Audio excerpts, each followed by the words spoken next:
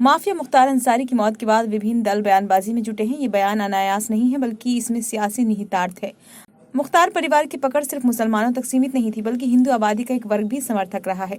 अब उनकी जाने के बाद पैदा हुई सहानुभूति के जरिए सियासी जमीन को उर्वर बनाने की कोशिश शुरू हो गई है, ताकि वोटों की फसल आसानी से काटी जा सके। हालांकि ध्रुवीकरण की वजह से इसके नुकसान की भी आशंका से इनकार नहीं किया जा सकता है। इस पूरे घटनाक्रम से पूर्वांचल ज्यादा प्रभावित है।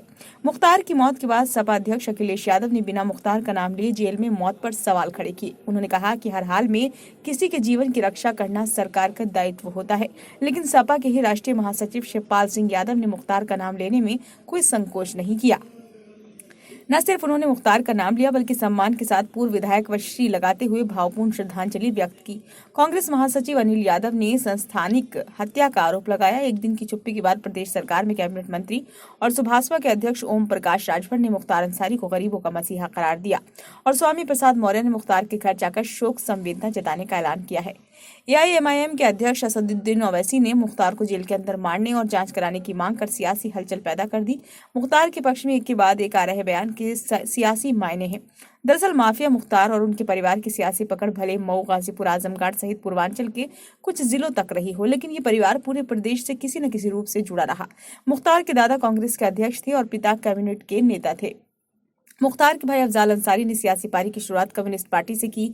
अफजाल ने मुसलमानों की रहनुमाई करने के साथ ही पिछड़े दलितों को भी एकजुट किया। सियासी नब्ज पर नजर रखने वाले का तर्क है कि उत्तर प्रदेश की सियासत में सपा के एमवाई और बसपा की सोशल इंजीनियरिंग से पहले ही इस परिवार ने नब्ज को पकड़ा और अपनी सोशल इंजीनियरिंग के जरिए जनता के बीच पैठ बनाई।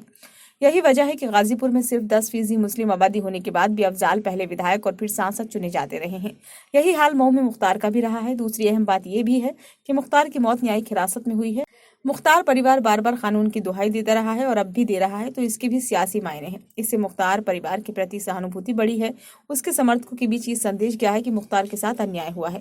वरिष्ठ पत्रकार नागेंद्र कहते हैं कि मुख्तार निश्चित तौर पर माफिया था। उसकी करतूत को जायज नहीं ठहराया जा सकता है, लेकिन उसका परिवार पिछड़ों, दलित और स्थानीय सवर्णों को कुछ आबादी के बीच अपनी मजबूत पकड़ रखता है। मुसलमानों के बीच सरकार के खिलाफ संदेश गया है।